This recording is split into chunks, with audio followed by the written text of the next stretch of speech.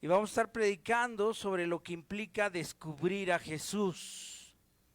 Dice así la palabra de Dios: aconteció que estando Jesús junto al lago de Genezaret, el gentío se agolpaba sobre él para oír la palabra de Dios. Pues ahora nosotros estamos aquí viniendo para oír la palabra de Dios y vamos a pedir la dirección de Dios en este momento. Si pueden inclinar su rostro. Padre Santo, Señor, en este momento venimos ante ti en súplica para que alientes nuestro ser, alientes nuestra alma. Tú sabes lo que pasa al interior de cada uno de nosotros y la necesidad que tenemos de que exista una palabra que llegue a lo profundo de nuestro ser. Danos a conocer hoy tu mensaje, Señor Jesucristo, así como lo hiciste en su tiempo, hace 2000 años. Ahora creemos que tú también puedes darnos a conocer tu persona. Te lo pedimos, Padre, en Cristo Jesús. Amén.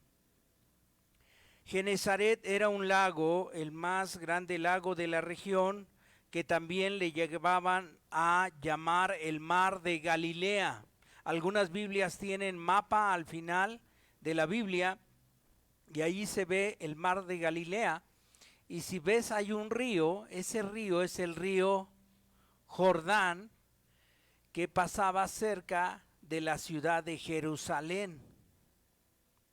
En esta ocasión no estaban en la sinagoga. ¿Qué era la sinagoga?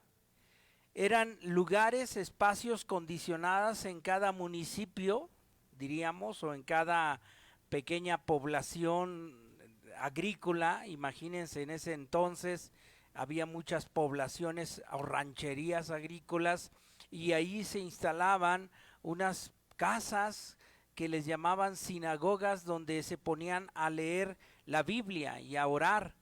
El templo era solo un lugar, que era en Jerusalén, pero los sábados era las sinagogas, un lugar donde se podían reunir. Ahora no estaban ni en la sinagoga ni en el templo. ¿Dónde predicaba Jesús? Ahora en el lago, junto al lago, a la orilla del lago. ¿Por qué? Porque Jesús se movía entre las personas, buscaba a las personas. Y de una forma u otra las personas buscaban a Jesús. No estaban ahí llevadas de manera obligada, no les pagaban dinero por estar ahí. Llegaban solas porque estaban buscando palabra de Dios. Estaban en ese momento solo escuchando, porque si te fijas en un capítulo previo, en el capítulo 4, versículo 40, ahí menciona que esa tarde del día anterior, al ponerse el sol, todos los que tenían enfermos de diversas enfermedades los traían a él, y poniendo las manos sobre cada uno de ellos, los sanaba. Ahí Jesús, el día anterior, había estado en la tarde haciendo su labor médica, diríamos, daba sanidad. Pero en esta ocasión no está ofreciendo eso. Él lo único que quiere es que escuchen su palabra, y es lo que ellos van a buscar. Así es que se da un momento muy especial en los evangelios, donde la gente no está tan interesada por los milagros, sino por la palabra. Así que aquí Jesús lo vemos en una necesidad, diríamos, de dar satisfacción a lo que la gente necesita más allá de su físico, porque hay una necesidad más allá de lo económico, más allá de lo físico, más allá de cuestiones que cubran nuestra seguridad. El Señor sabe que hay necesidades más profundas en el corazón, y eso tiene que ver con la palabra de Dios. El Señor sabe de qué forma tú estás vacío, sabe de qué forma tú necesitas una comida espiritual, sabe de qué manera has buscado por caminos equivocados satisfacer esa necesidad y ese vacío interior. Y el Señor para eso llegaba, para dar alimento. el alimento espiritual. Amós 8:11 dice: He aquí vienen días, dice Jehová el Señor, en los cuales enviaré hambre a la tierra, no hambre de pan ni de sed de agua, sino de oír la palabra de Dios, la palabra de Jehová. Y esos días habían llegado. La gente estaba deseosa entonces de oír palabra de Dios. Y yo espero que aquí también sea el momento en el que tú estás deseoso de oír palabra de Dios, que sea Dios el que hable, porque entonces voy a tener la oportunidad de alimentar lo más profundo de mí. En el versículo 2 dice que vio 2 barcas que estaban cerca de la orilla del lago, y los pescadores, habiendo descendido de ellas, lavaban sus redes. La pesca en el lago de Galilea en tiempos de Jesús se realizaba de noche. Lo sabemos después cuando Pedro le menciona a Jesús: toda la noche hemos pescado. Y ahora ellos, en esa mañana en que llega Jesús, están lavando las redes. Dice el versículo 3 que entrando en una de aquellas barcas, la cual era de Simón, le rogó que le apartase de tierra un poco, y sentándose enseñaba desde la barca a la multitud. Es interesante notar que precisamente las personas que no estaban buscando escuchar a Jesús esa mañana, porque estaban ahí por causa del oficio, del trabajo de pescadores, serían las que en mayor medida serían impactadas. De una forma u otra, ya Pedro había conocido a Jesús, ya lo conocía, ya había cierto conocimiento de él. En el capítulo 4, versículo 38, el capítulo previo, diríamos que pocos días antes de que pasara esto, dice que después de salir de la sinagoga, entró en casa de Simón. La suegra de Simón tenía una gran fiebre y le rogaron por ella. ¿Y qué hizo Jesús? Jesús le sanó a la suegra. Podemos entonces pensar que de una forma u otra ya Pedro había sido tocado por Jesús, había convivido con él, pero todavía Pedro no estaba seguro de qué posición tomar respecto a Jesús. Había una incertidumbre respecto a Jesús. ¿Quién será Jesús? ¿Será que sí hay algo que hacer con él o no hacer con él? Ya Pedro había escuchado a Juan el Bautista decir: he aquí, él es el Cordero de Dios, síganlo a él. Yo no soy digno, había dicho Juan el Bautista, de desatar las correas de su calzado. Ya de una forma u otra había escuchado Pedro que él era el que había que seguir, no a Juan el Bautista, porque hasta eso Pedro había sido en cierta forma un seguidor temporal de Juan el Bautista. Hay una decisión que tomar respecto a Jesús, y hay una multitud que está indecisa respecto a él. De una forma u otra, Jesús está mostrando que él está presente. Ahora que estamos viendo y viviendo esta semana de efervescencia religiosa aquí en Capuluac, pues ahí están, en la madrugada yo no sabía que había unos que pasaban con unos tambores y tocan y tocan, porque están llamando a la cuaresma, es lo que supe en el Facebook. Y sí, los vi escuchando en la madrugada, ahí estaban en el Facebook. Aquí no lo escuché, yo me duermo, pero había todo un grupo de gente y han estado danzando aquí los arrieros. Y si tú le preguntas a ellos: oiga, ¿usted cree en Jesús? Pues ¿qué te van a decir? Pues claro que sí, sí creo, ¿no? Oiga, ¿y qué decisión ha tomado respecto a Jesús? Ahí es donde ya no estén tan claros, ¿verdad? Normalmente responden, y a mí me han respondido: pues Jesús bien, allá lo dejo, ¿no?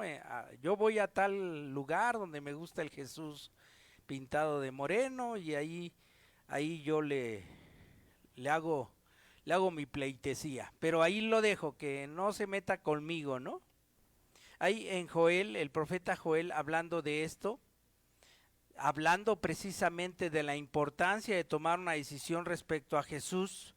Está hablando del tiempo en que pues se tendrá que llegar el día en que ya no haya más tiempo para tomar decisiones respecto a Jesús. Joel capítulo 3, versículo 13 dice: Dios las cortará como al trigo cuando está listo para la cosecha, las aplastará como a las uvas cuando están listas para hacer vino. Ya es demasiada su maldad. Y dice: mucha gente se ha reunido en el valle de la decisión, porque allí llegará nuestro Dios. Cercano está el día de su llegada.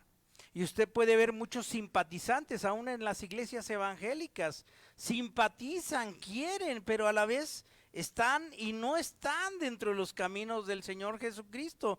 No toman una decisión, prefieren mantenerse al margen entre que quieren y no quieren. Están y no están. Llevan tiempo asistiendo a una iglesia evangélica y no se bautizan. No, porque se resisten. Eso aquí lo dice. Mucha gente se ha reunido en el valle de la decisión, porque allí llegará nuestro Dios. Cercano está el día de su llegada. Dios no le agradan los indecisos, a Dios le agradan los que se deciden. ¿Aceptaré o no aceptaré el compromiso de ser cristiano? ¿Aceptaré la vida que Cristo me ofrece o lo seguiré poniendo al margen? Y vamos a ver que aquí Pedro estaba en esa decisión. Pero entonces oye lo que Jesús le pide: aparta un poco la barca. ¿Y qué hace Pedro? Le obedece. Lo primero que hace es obedecer. Cumplió con cortesía la petición de Jesús. Y vamos a ver cómo Jesús le pide el asunto de mover las barcas. Versículo 3, ¿cómo se lo pidió Jesús? ¿Cómo se lo pidió Jesús? ¿Cómo? Le rogó.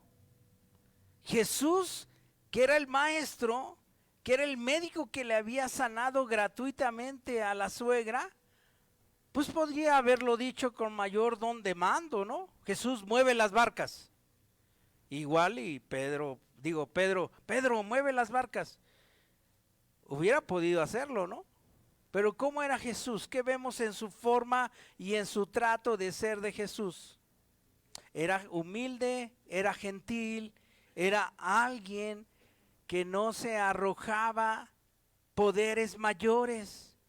Era alguien que sabía hablar con delicadeza. Y así es la forma en que Jesús habla. Habló así porque es la manera en que Jesús trata con nosotros. Jesús es un caballero. Él toca la puerta, ¿verdad? Y llama. Si alguno oye mi voz y abre la puerta, ¿qué hará Jesús? Entraré. Pero si no abres la puerta, está bien. ¿Qué hace el mal? ¿Qué hace el demonio? ¿Qué hace lo malo? Ese no pide permiso. Ese, con que tú te asomes por la ventana y abras la ventana, él va a entrar y va a buscar apoderarse de más. No te pide permiso. Pero Jesús sí te va pidiendo permiso a cada rato. Jesús no te obliga y no te va a obligar a nada. Tú eres el que le tienes que entregar voluntariamente tu vida y las secciones internas de tu vida. Porque así es Jesús. Jesús, su naturaleza no cambia. Dios es amor. Así es que le rogó que moviese las barcas, que las apartase de tierra. Jesús requería ese espacio. Imagínate, estás ahí en el lago, parece un mar, hay arena, ahí la gente está llegando y está llegando Jesús. Están las barcas de los pescadores y hay varias barcas, pero escoge la de Pedro. Se sube y le pide a Pedro que aparte su barca un tiempo, un momento y unos metros. ¿Por qué lo tenía que hacer? ¿Por qué quería eso Jesús? Porque de esa forma amplía el lugar de audición.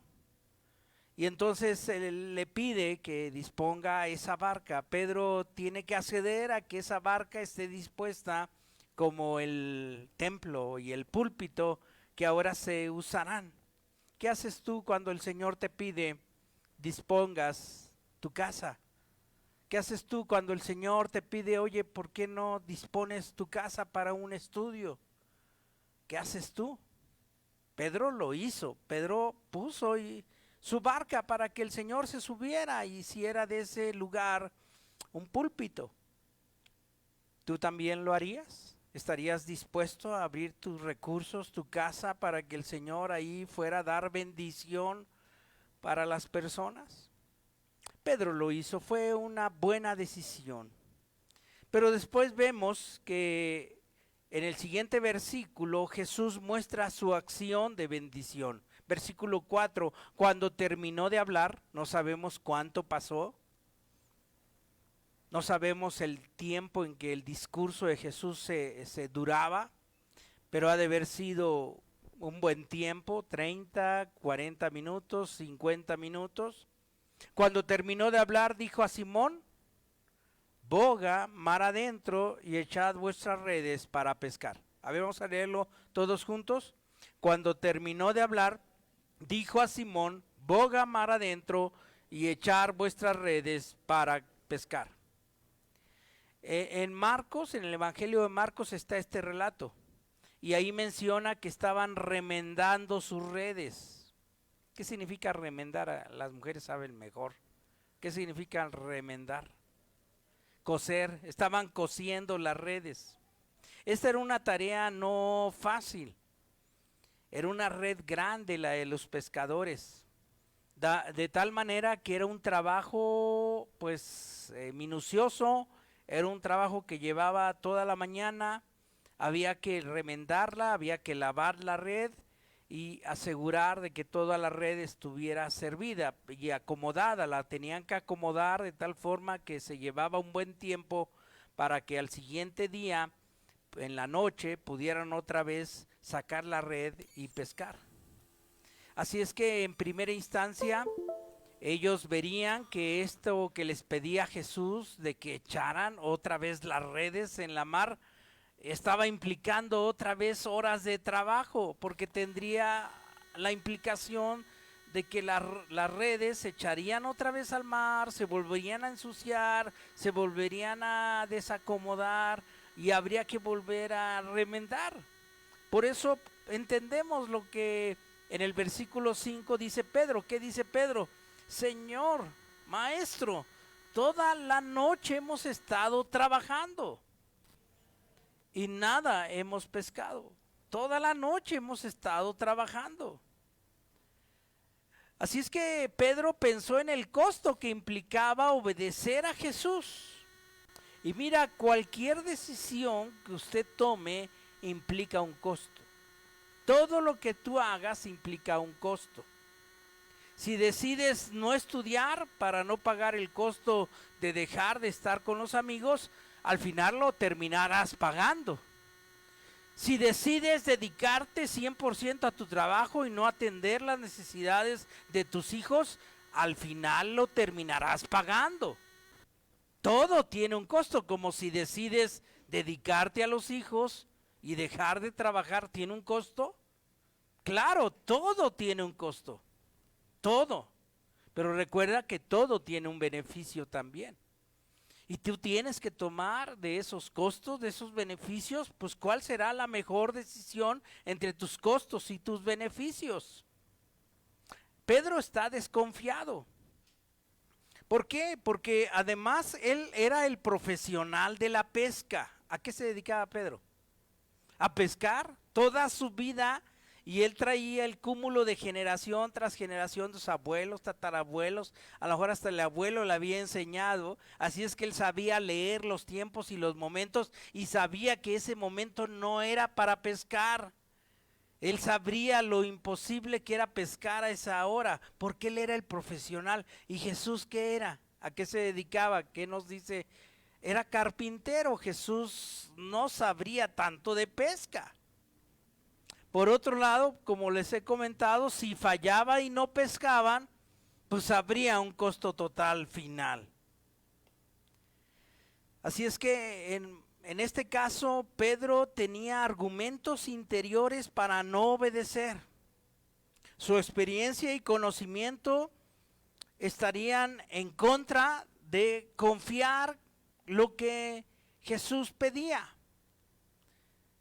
Si él iba a responder a esa obediencia, a lo que decía Jesús, tendría que actuar como un niño. Tendría que dejar a un lado aquello aprendido y actuar inocentemente dejándose guiar por Jesús. ¿Qué haría? Pedro, tan maduro, tan orgulloso, sacaría su casta y desobedecería, o Pedro estaría actuando como un niño. ¿Qué dice? Yo no sé cuánto tiempo lo habrá pensado, pero llega a decir, versículo 5, mas en tu palabra echaré la red. ¿Qué salió en Pedro? El corazón de un niño.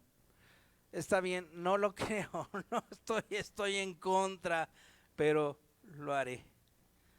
Me fío en ti.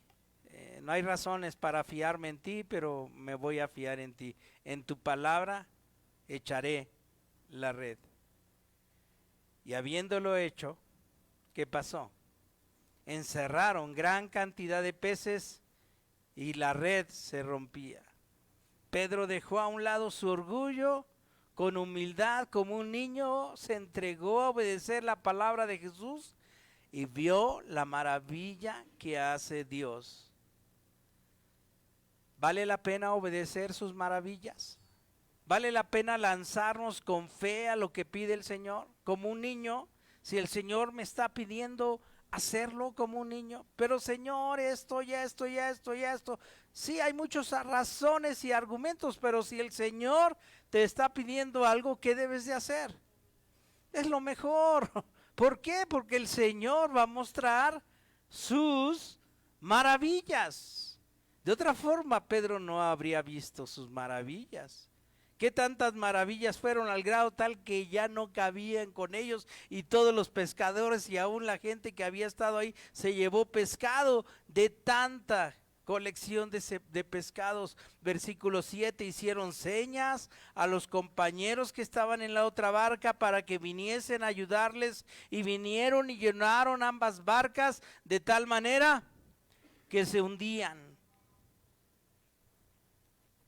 Así es que había habido esa experiencia tremenda de cómo la fe en acción trae buenos dividendos, trae buenos beneficios. Vale la pena obedecer al Señor. ¿Vale la pena? A ver, aquí estamos viendo, ¿valdrá la pena obedecer al Señor?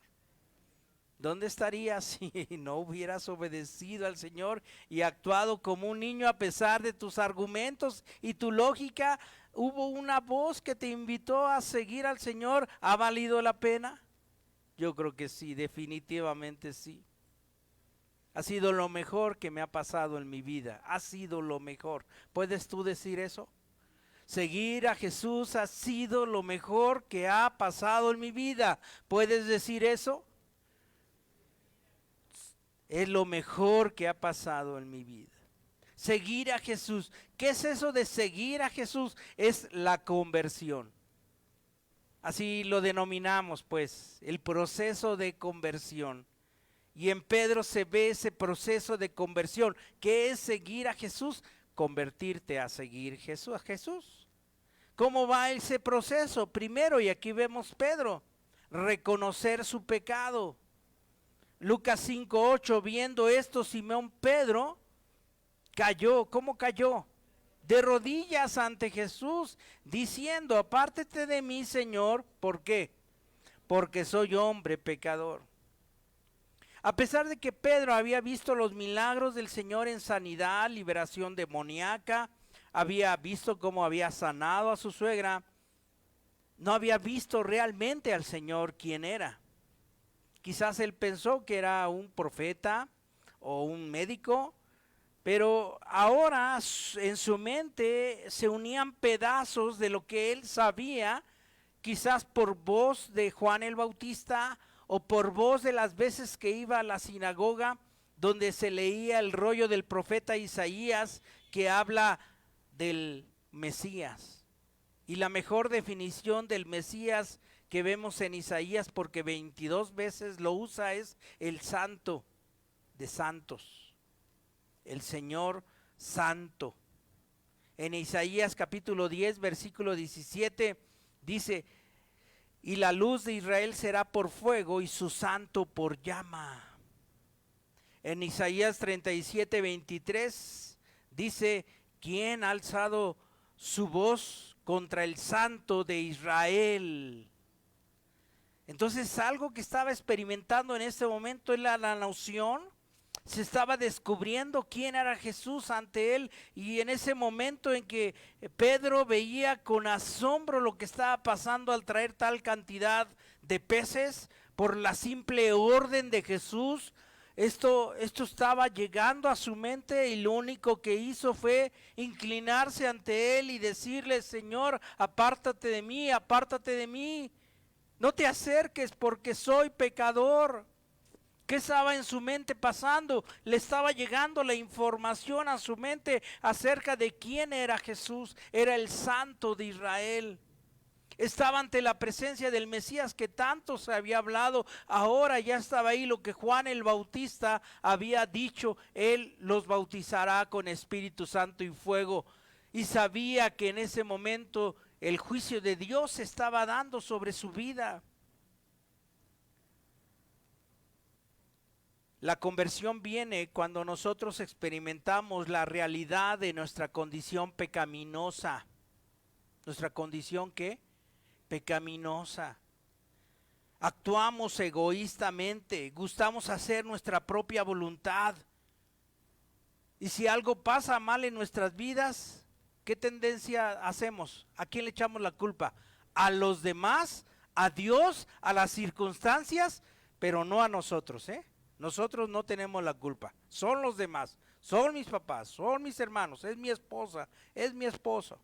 La conversión tiene que ver con esa realidad que se abre a nosotros de cómo el Santo de Israel está presente y nosotros no tenemos ninguna excusa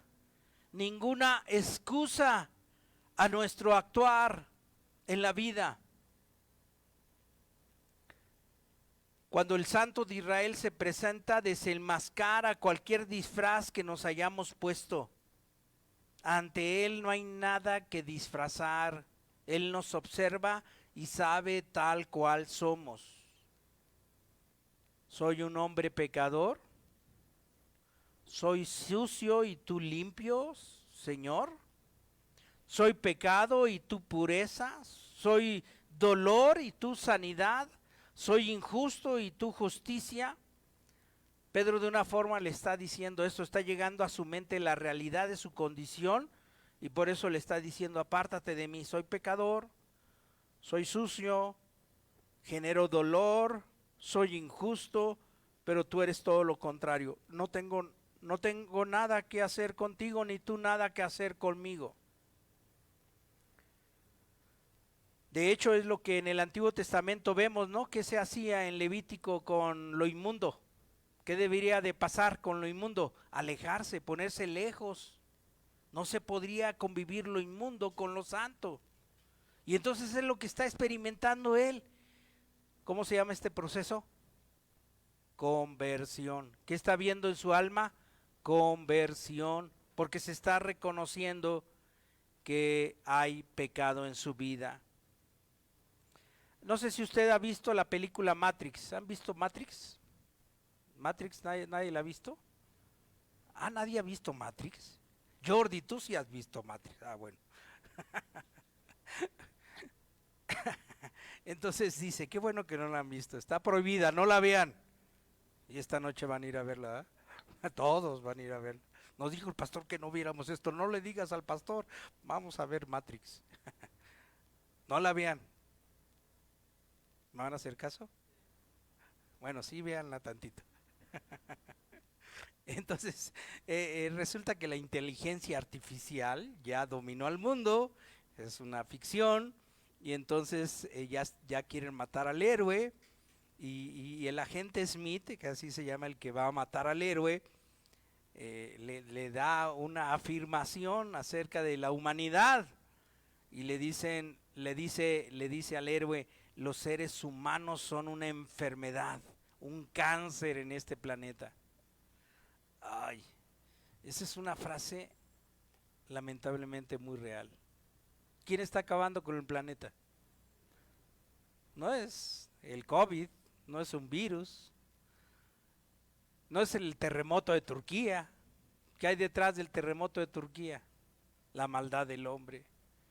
Se están descubriendo que muchos de los edificios que cayeron fue debido a que se concedieron permisos mal hechos del municipio, que otorgó permisos así en contra de las leyes urbanas de cómo debían de ir reforzados los pilares de los edificios. ¿Quién es el problema en esta humanidad? Nosotros mismos somos el problema. Somos agentes del pecado.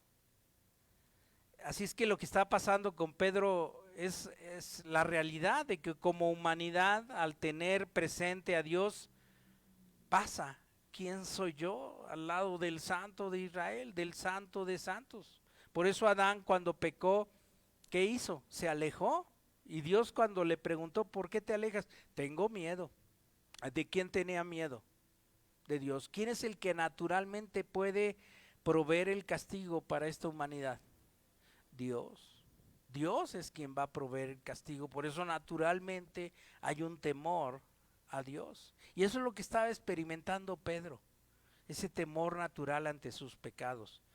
Y es un temor que vale la pena que mantengamos en ese sentido, de ese temor ante la realidad de si nosotros andamos en pecado, sabemos que ahí está el Dios Santo.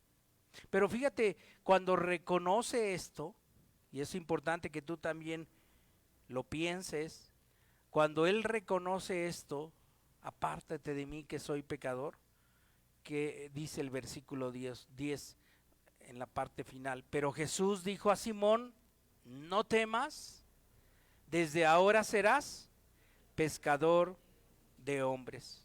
Nosotros merecemos la muerte, la paga del pecado es muerte. Pero la Biblia lo dice: mas Dios muestra su amor para con nosotros en que, siendo aún pecadores, Cristo murió por nosotros. Aquí Jesús todavía no había muerto, pero va en el camino a la cruz. Y con toda seguridad le dice a Simón Pedro: no temas. Y es más, le da la garantía de lo que pasará con él: serás pescador de hombres. Y no tan solo fue la invitación para él, que dice el versículo 11: y cuando trajeron a tierra las barcas, dejándolo todo, ¿quiénes le siguieron? Los que estaban ahí, socios de la pesca, Jacobo y Juan. Eran personas que, igual que Pedro, habían estado cercanos a Jesús, todavía estaban indecisos, pero ahora ya se haría la invitación y ellos la tomarían. Dejando todo, siguieron a Jesús. Este es el camino, esta es la verdad, esta es la vida, este es el lugar que yo estaba esperando para que mi corazón tuviera las respuestas. Aquí está las respuestas para mi alma. Voy a seguir a Jesús. Cuando nosotros estamos escuchando esto, nos podemos poner en el lugar de cualquiera de los discípulos. Y discípulos que están escuchando su voz, están viendo lo que hace Jesús, las maravillas que trae con él, y al final la respuesta que uno le tiene que dar a él. ¿Cómo está el estado de tu corazón? ¿Qué respuesta le das a Jesús?